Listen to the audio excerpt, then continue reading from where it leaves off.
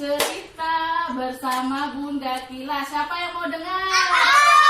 Kalau mau dengar, sebelum baca cerita, ditaruh dulu bonekanya. Hari ini tanggal berapa? Bunda Kila mau tanya. 10 November. 10 November itu hari apa? Hari pahlawan. Di Indonesia banyak sekali pahlawan yang sudah berjuang mengorbankan harta, jiwa, bahkan nyawanya untuk merebut kemerdekaan. Indonesia dulu dijajah oleh bangsa asing hampir 350 tahun. Ada yang tahu bangsa mana aja menjajah? Iya, Pak. Belanda, Inggris, Jepang, dan Belanda. Hari ini Bunda Kila akan bercerita salah satu pejuang di Indonesia yang bernama Bung Tomo.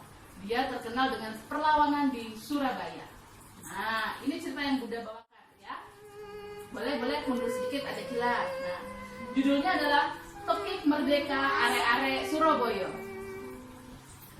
Jauh di pusat kota Surabaya, di kampung Blauran, pada tanggal 3 Oktober 1920, lahirlah seorang bayi laki-laki. Dia diberi nama Sutomo. Sutomo lahir di keluarga yang sangat menghargai pendidikan. Lahir di keluarga yang menghargai pendidikan. Dia sudah berbicara jujur dan terus terang semenjak dia kecil. Pada usia 12 tahun, dia pernah bersekolah di Mulo, setara dengan sekolah menengah pertama untuk orang-orang Hindia Belanda. Tetapi dia memutuskan untuk keluar dari sekolah dan membantu perekonomian keluarga. Kemudian pada usia 17 tahun, dia melanjutkan lagi ke HBS, sekolah tingkat menengah atas. Tetapi Sutomo tidak pernah lulus. Meskipun dia tidak sekolah di pendidikan formal, tidak sekolah-sekolah biasa, Sutomo tidak putus asa. Dia mengikuti KBI, Kepanduan Bangsa Indonesia, seperti pramuka. Meskipun dia nggak sekolah, dia tetap belajar. Nah, hebat ya Sutomo ya. Sutomo tumbuh menjadi seorang pemuda yang sukses. Sutomo lebih dikenang dengan seruan-seruan pembukaannya. Dia juga sebagai penyiar radio dan juga jurnalis. Tahu radio?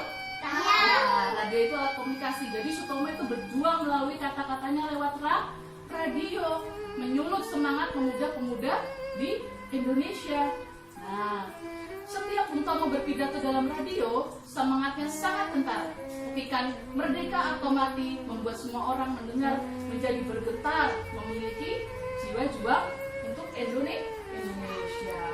Nah, suatu hari Inggris datang nih pada tanggal 9 November 1945 ke Surabaya. Orang Inggris bilang begini, "Hei orang-orang Indonesia, kamu itu harus menyerahkan semua senjata. Kamu itu harus menyerah kepada kami." Apa kata Bung Tomo? "Aku tidak mau menyerah kepada bangsa asing." Kemudian Bung Tomo lewat radionya, dia membalas pasukan Inggris melalui pidatonya. Dengerin ya pidatonya ya. Kata orang-orang di Indonesia, "Sebentar lagi Bung Tomo mau berpidato." Katanya, "Wahai tentara Inggris, selama banteng-banteng Indonesia, pemuda Indonesia memiliki darah yang merah yang bisa menandai baju putih menjadi warna merah dan putih, kita tidak akan menyerah," kata Bung Tomo. "Para teman-teman, para pejuang, kita harus terus bertarung, mengusir para kolonialis Belanda dari negeri Indonesia tercinta. Teriakan kita adalah merdeka atau mati. Allahu Akbar, Allahu Akbar, Allahu Akbar, merdeka," kata Bung Tomo. Kemudian ketika itu pidato itu terdengar sampai ke seluruh negeri lewat radio ya, nggak cuma di Surabaya. Berdatanganlah orang-orang untuk mendukung pejuang-pejuang Surabaya. Para santri, para kiai di sekitar Surabaya juga datang. Salah satunya ada yang pakai kuda, ada yang berlari, ada yang membawa bambu runcing, ada yang membawa senjata seadanya. Semangat mereka begitu menggelora. Tanggal 10 November tahun 1945. Dur. Surabaya digempur oleh pasukan Inggris. Meskipun begitu, pemuda-pemuda Surabaya, pejuang-pejuang Surabaya berhasil mempertahankan kota Surabaya. Inggris lari keluar kota Surabaya. "Aduh, aku mau kembali ke negaraku di Inggris," kata orang-orang Inggris.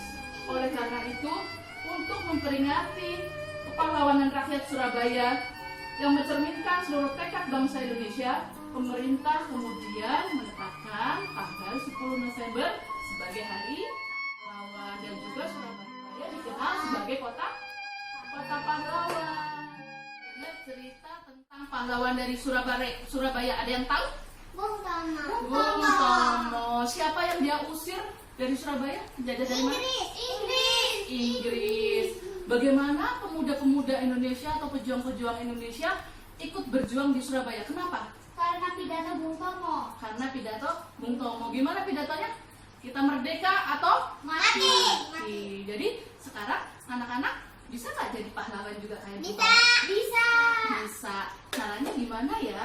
Pertama, Bung Tomo dulu orang yang jujur, sangat berterus terang. Jadi anak-anak kalau pengen jadi pahlawan harus menjadi anak yang jujur. Jadi pahlawan itu tidak hanya berjuang dengan senjata. Pahlawan itu bisa mengharumkan nama bangsa Indonesia. Contohnya, jadi guru, oh dia juga jadi pahlawan. Terus jadi atlet, oh dia juga jadi pahlawan karena sudah mengharumkan nama bangsa Indonesia. Membantu orang lain juga itu pahlawan. Udah mengerti ya? Udah. Demikian cerita dari Bunda Kila. Kira-kira teman-teman bisa jadi pahlawan juga kayak Bung Tomo nggak ya? Iya. Bisa. Harus rajin Belajar. Baik. Sebelum selesai kita tutup acara ini. Untuk tutup kegiatan hari ini kita mengucapkan salam dulu sama teman-teman. Terima kasih teman-teman. Wassalamualaikum warahmatullahi wabarakatuh.